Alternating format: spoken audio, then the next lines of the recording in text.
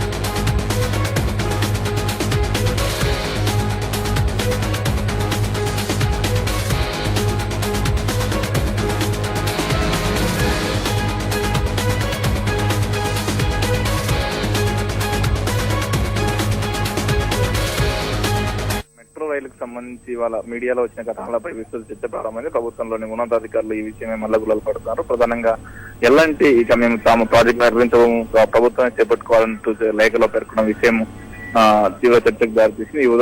ఉదయమే metro rail MD NVS Reddy సచివాలయం చేరుకుని ప్రభుత్వ ప్రధాన కార్యదర్శి రాజీవ్ శర్మతో భేటీ అయ్యారు. అనంతరం రాజీవ్ శర్మతో పాటు ఎన్వీఎస్ రెడ్డి ఇద్దరు కూడా ముఖ్యమంత్రి కేసీఆర్ తో సమావేశమయ్యారు. అటు పురపాలక శాఖ ముఖ్య కార్యదర్శి ఎస్కే జోషి కూడా ప్రస్తుతం ముఖ్యమంత్రి కార్యాలయానికి చేరుకున్నారు. మొత్తంగా ఈ మెట్రో రైలుకు సంబంధించి ఎల్&టీ రాసిన లేఖ, అందులోని విషయాలు, ఆ తర్వాత భవిష్యత్తులో దానికి సంబంధించి ప్రభుత్వ తరఫున చేయాల్సిన చర్యపై విస్తృతమైన చర్చ సాగుతుంది. అయితే అధికారులు మాత్రం ఒకటే స్పష్టంగా చెప్తున్నారు, ఇటువంటి ఉత్తరాలు కొత్తేమీ కావు, ఇటువంటి ఉత్తరాలు వస్తూనే ఉంటాయి, గతంలో ఇలాంటివి వచ్చాయి. వారు ఎల్&టీ రాసిన లేఖలకు సంబంధించి తాము సమాధానాలు కూడా ఇచ్చాము, ఈ లేఖల అంశం కొత్తది కాదంటూనే వారు ఎట్టి పరిస్థితుల్లోనూ మెట్రో పనులకు ఎలాంటి ఇబ్బంది ఉండదు, సాఫీగానే సాగుతాయని వారు చెప్తున్నారు. మొత్తంగా ప్రభుత్వం అటు దీంతో పాటు ఇప్పటికే మెట్రో విస్తరణకు కూడా ప్రభుత్వం సానుకూలంగా చెప్పింది. పనులు కూడా త్వరగా పూర్తి చేయమని చెప్పిన నేపథ్యంలో ఇవన్నీ సహజమే, ఈ ఉత్తర ప్రత్యుత్తరాలు సమాధానాలు కొనసాగుతూనే ఉంటాయని అధికారులు చెప్తున్నారు. బలరాం.